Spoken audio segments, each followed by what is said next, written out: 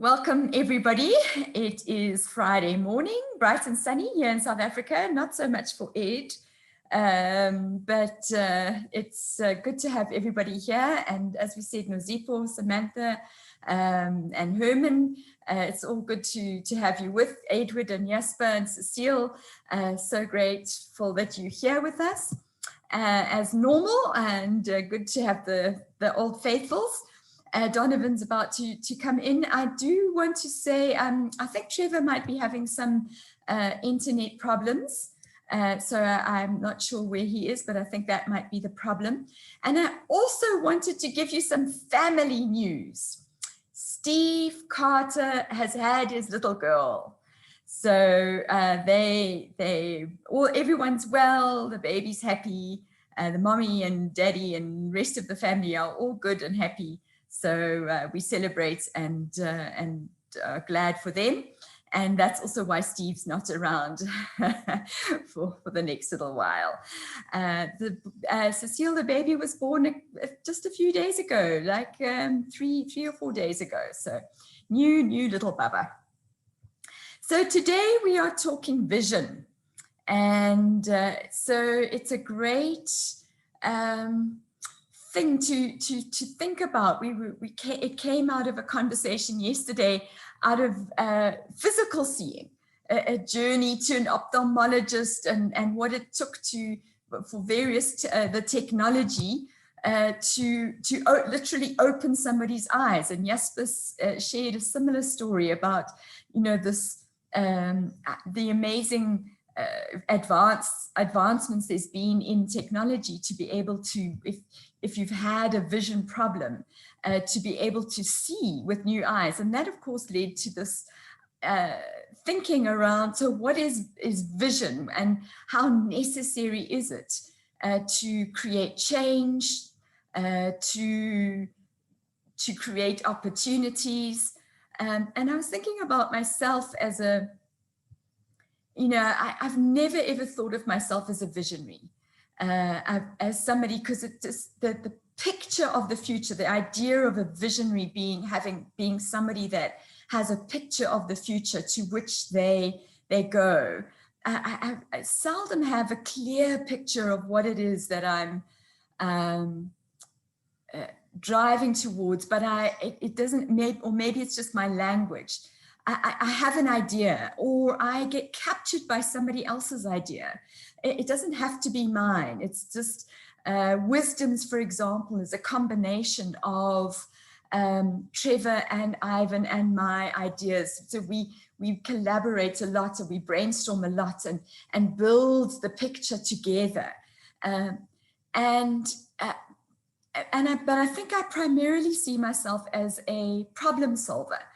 So when there's a difficulty, or not even, it doesn't even have to be a difficulty, it might even just be a desire, something that I would want, or something that sparks in my mind, and I want to try it, I want to do it. And it could be as simple as going to a new place on holiday, or it could be the decision to do a house swap with a family in the States, so that we could spend 3 months in the States on an extended leave period.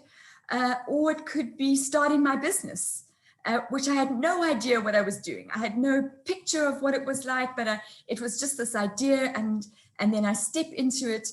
And when I step into it, I want to make it happen, and I keep working. And I think it's I call it dogged determination, to just keep pushing at it. So long as I keep seeing the possibility of it, and there's movement, even if there's small little movements, I just don't give up. And so I don't know if that's vision, but it's just my way of working and thinking, and just contributing something to the conversation this morning. And so Herman, tell us what is vision for you, and how do you see it? Morning, everyone. Lee, you actually touched on one of my favorite subjects. I believe that vision, having vision, a vision is critical. And for me, vision is a guiding star. And it's also a bridge from this world to a world of possibilities. It was the German philosopher Friedrich Nietzsche who said, "He who has a why to live can bear with almost any how." And that's what vision means for me. For me personally, my vision shifts my inner place from which I operate.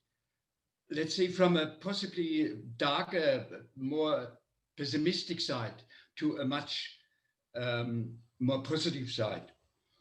And if I wouldn't believe in the concept of vision and not having a vision myself, I wouldn't be able and interested in doing what I'm doing at 82 years of age. That for me is it is not only a guiding star, it's a driver. And to give you an example, I have a vision together with some of my colleagues for this continent where we said an economically, socially, and ecologically sustainable Africa. Now, I find living in Africa, if we have the right vision and if we kind of collectively start implementing that vision, I consider Africa possibly as the most exciting place to live in, with all its drudgery. And if we really would kind of unite under such a vision, we wouldn't pack for Perth because we would see the opportunities. And that is what, as I said, vision means for me. Yet I also have made quite negative experiences with vision, because often, particularly in big corporations, you have the top team going on a booze cruise, and they come up with a vision for the rest of the company. And then they are terribly surprised that 5 years down the line, they've spent a lot of money, but there is no buy-in. Because you cannot dictate a vision from top down. That is not possible. You need to involve your other stakeholders in a corporation, whether big or small, to develop a vision. But vision is critical. I think it even says somewhere in the Bible that without vision, people perish, or something like that. I've read somewhere. So I believe it's critical, having a vision and having the right vision. Thank you. Herman, you just proved that that vision is inspiring. You know, just listening to you is inspiring to think about what is possible, as you say, especially for Africa and the African continent. So thank you, Herman. Jasper, you actually raised what stimulated the conversation this morning. So anything that you want to add? Yes, thank you, Lee. And I think the key word, a vision inspires, and it looks past the how. You'll figure that out. But it's almost that aha moment when you figured out your why. I liked Herman's quick example of Africa. So, and I call it the difference between fact and truth. So fact is, yes, things are bad. There's corruption all around us. The economy hangs on a feather. You know, any of these baboon populist politicians can just tip it over the edge. But that's just the facts. The truth is, right now, there's a large unseen, and I have the privilege of meeting with many of them regularly, call it not the uprising, it sounds bad, but a movement of civil society of enough is enough, but in that they're not against anything, they are for things. So they say, let's not talk, let's do. And they go out and they do things in their society. They start planting the community gardens. They start cleaning up the rivers. They start reaching out and setting up educational facilities and stuff like that. And what's happening right now behind the scenes, many of these movements are starting to connect at leadership level in a fantastic way, where there's no, people fighting for position and fighting for becoming the top of the pyramid. They just see themselves as pieces of a puzzle of this new look South Africa. So I agree with Herman. I think Africa is the most exciting place to be in for the foreseeable, not just future. And normally when we say foreseeable future, we talk of a couple of years. I'm saying for the foreseeable decades. We don't know how long we're going to be on this earth, but I don't want it to be any other place, because that's where the excitement will be. So when I start thinking about our discussion yesterday, I love the word that Trevor Nell coined, mentalmologist, I think was the word he coined, to say where you have ophthalmologist is someone who fixes the eye and can operate on the eye and improve vision. Then my definition would then be a mentalmologist is someone who specializes in opening someone's mind to see. And I think in a wonderful way, that's exactly what we do here on this platform, and then on the various other platforms that we have, and I've got mine with Gig. So I was thinking of, and you're quite right, Lee, I don't think, when you get born, the word visionary was fairly alien to me. You grow up and you just want to have a job, and then you want to climb the corporate ladder, and you want to fit into society and get the normal things. So when now people look at what you're doing with Wisdoms and with what I'm doing with Gig, and they call us visionaries. But where did it start?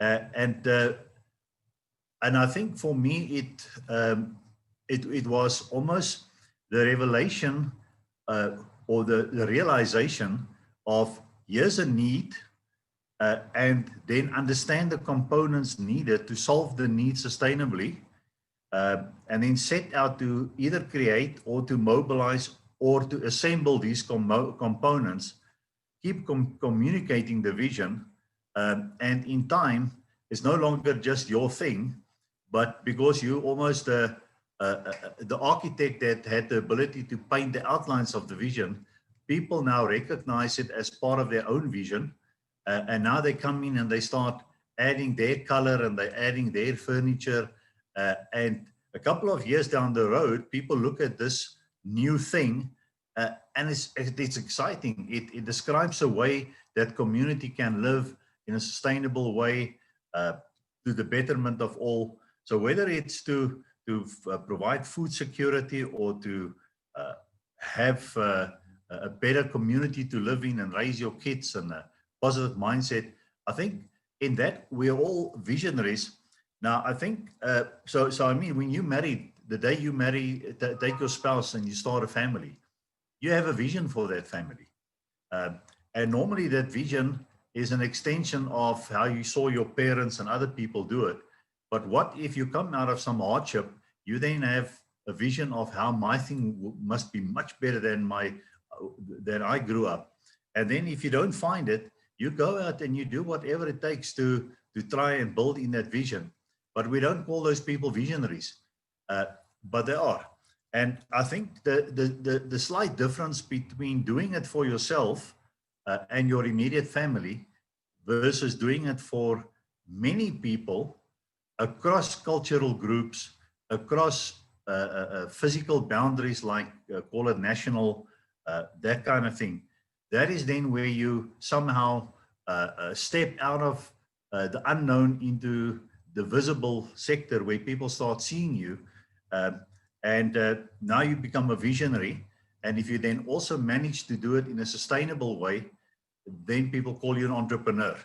So these are the thoughts that's up in my mind. So we can then throw stones at it. So I'll leave it over to you.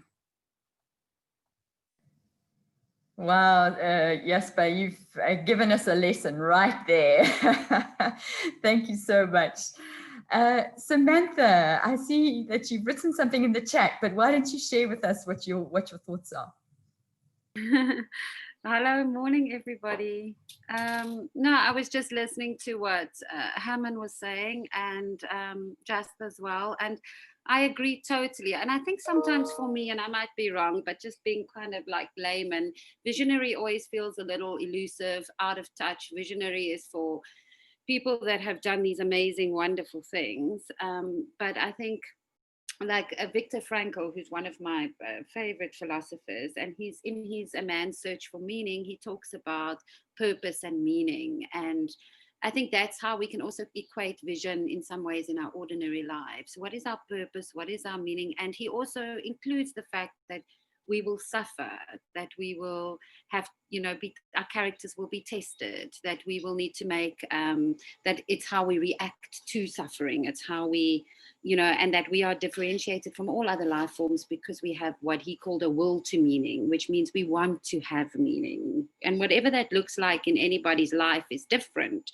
So my vision versus somebody else's vision. And so I just sometimes think visionary puts this framework around it, that we need to stand up above the masses. But sometimes it's just about having your own vision, your own meaning, your own purpose. But that's just my 2 cents, I guess. So beautifully put, Samantha. Thank you. That's just was really added richly. So thanks so much. Donovan, are you there? And what's your 2 cents? Thanks, Lee. Morning, everyone. Yeah, I don't know how to put this to come out right, but apparently the US military, they've got technology whereby if the missile or the rocket has a specific target, they have the technology to identify the target, and then it latches onto it, it locks to it until it succeeds, in destroying it. So it's all about focus. So for me, vision is about that. Once you've decided what you want, then you need to lock onto it or latch onto it and hold onto it until you achieve the result. Otherwise, when you don't have focus, you have mixed vision, if I can use that word, or mixed up vision. So it's important to be focused, and then you'll be able to realize your vision. Thank you. Thanks, Donovan, because that adds another whole dimension to vision in what we've been talking about. And I love that illustration because it definitely, that latching on and making sure that you're in line with where you're wanting to go, what you're focusing on. Nozipo, what are your thoughts around vision? Thanks, Lee. I think for me, vision's got a lot to do with maybe receiving and incubating this God-ordained idea, and then finding partners to be able to help you see it through. I find that there's a lot of visionaries, the successful visionaries that I've come across, I find that they are the ones that have managed to almost turn their visions into convictions. And I always get very fascinated by that. I personally struggle with some of that. It's a pain point for me, if anything, because I consider myself to be somebody that has a vision, but I always struggle at moving from just having that vision into putting convincing people to be a part of this vision so that I can see it into fruition. I think I struggle with getting a team behind that's able to push it through so that it moves from just being a vision to being a conviction that I literally live by throughout. And yeah, I'd like to see myself being able to achieve such things, but I believe it you know, once it's there and it's strong enough and it's coupled with the passion that you have for this, I love seeing people's visions come to pass. I love seeing my visions come to pass. And that's as far as I have for this. Thanks.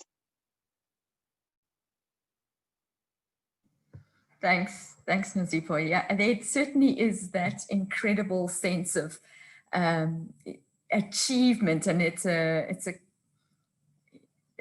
sort of this combination of celebration and pride when something actually happens in the way that you saw the possibility of it happening. So yeah, that is a wonderful feeling. Trevor, what you have much to say, I'm hoping, on vision. I see you also going into the chat, so maybe you can also just share what you're writing.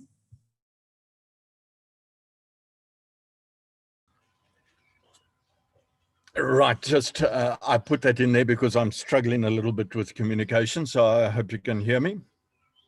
Yep. So I just wanted to convey that to me, the word vision is about a visual. And I'm always amazed when people talk vision and then they don't put it out in a picture. And I think the real basics of life and business success is immediately taking what's in your mind and putting it into pictures.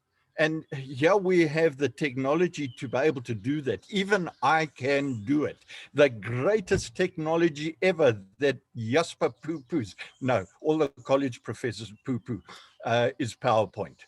Because you can grab whatever pictures you want of that closest represents the vision that is in your mind that is difficult to convey to other people in words and text.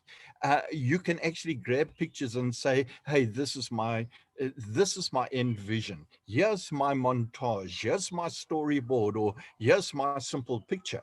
And for me, if I think back, and I still work on this, I'm well into my 7th decade, as is Ed, but I won't give his age away. The mental pictures that I've had with my family for traveling. So, for instance, having come from nowhere, my family never even traveled 20 meters, for goodness sake. When we got married, we said, hey, one of the first things we're going to do is we're going to go and visit Mickey Mouse.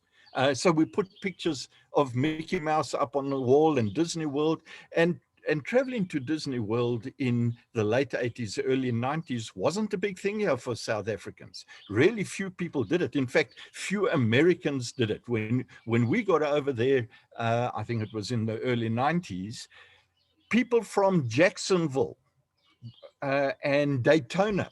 Daytona is an hour and a half away from Orlando.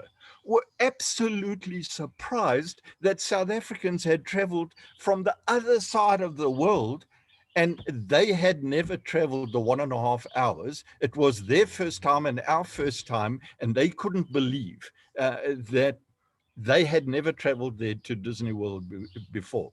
And that, from a life picture perspective, and if I think about it, going to Paris and into Germany and going skiing and Austria and doing all the trips that we've wanted to do, and into London and the UK, bypassing Ed, we went through to Preston, we did that, was all a mental picture that was put up on a storyboard, and then we knocked them down. We saw where we were going and we went there. So I just want to convey this point of vision must come out of text, must come out of the words in your mind, the mental picture in your mind must go onto a visual storyboard so that other people can see it. And then you've got to allow them to pin their little pictures on it if that's where they want to go. And I also tend to think most people talk vision,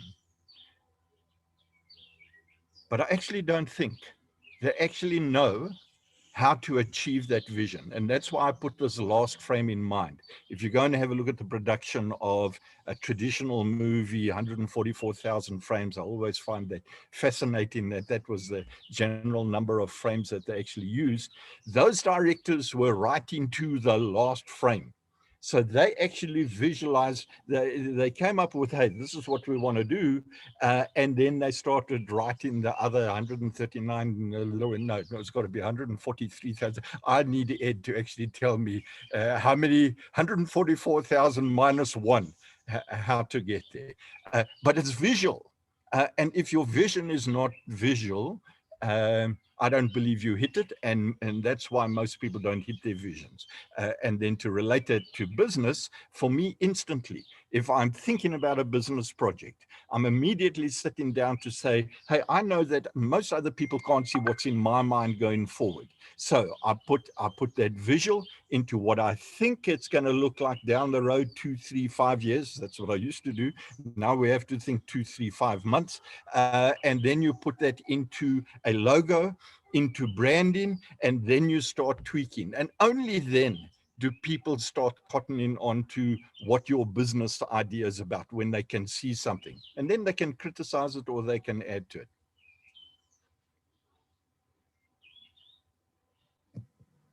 Thanks, Trevor. I always love this idea of the, thanks, Herman, 143,999. We needed to actually see the figures. But this idea of the last frame and understanding with the last, and it is actually a fascinating idea. And I was struck by it because I am a Harry Potter fan. I was one of those people that when those books first came out, midnight, they were released here in South Africa. The next book, I woke my children up and we would stand in the queue to get the first book that was fresh off the press here in South Africa. And it always fascinated me that, you know, what was spoken about in the first or second book, you would see it happening in the 6th and 7th book, and that she had that final scene and those, you know, what was happening at the end in the 7th book was all pulled through from the very first book. And yeah, very, very, very fascinating. Edward, what are your thoughts? What Herman said. But as I've prepared, and I think Herman nailed it. But as I prepared something, I'm going to say it, even though it's going to be sort of not as good as what Herman said. But as I've got a little bit of age on Trevor, it'll probably be a bit more wise than what Trevor said. I found it really difficult to pin this concept of vision down. So I did what I normally do when I've got that sort of difficulty. I went to the dictionary. And it's got my dictionary's got 4 definitions of vision. And the first one was the facility or state of being able to see. And I thought, well, that's not it, because that's about, you know, eyesight. But then I thought, well, actually, there's an old proverb. There are none so blind as those that will not see. And I thought, well, that's quite interesting. Then I came on to the second definition, the ability to think about or plan the future with imagination or wisdom. I thought, that's getting close, but I still don't, it doesn't. The next one came along, an experience of seeing someone or something in a dream or a trance or as a supernatural apparition. Now, I don't believe in the supernatural, but the idea of a dream kind of got to me. And then there was the fourth definition was a person or a sight of unusual beauty. And that reminded me of seeing my wife on our wedding day. But I went back to the other two, and I think, you know, if you add the dream into the ability to think about or plan the future with imagination or wisdom, then it kind of starts to have some resonance. And I agree with Herman that, you know, I think a vision is a personal thing. It's nothing to do with corporates.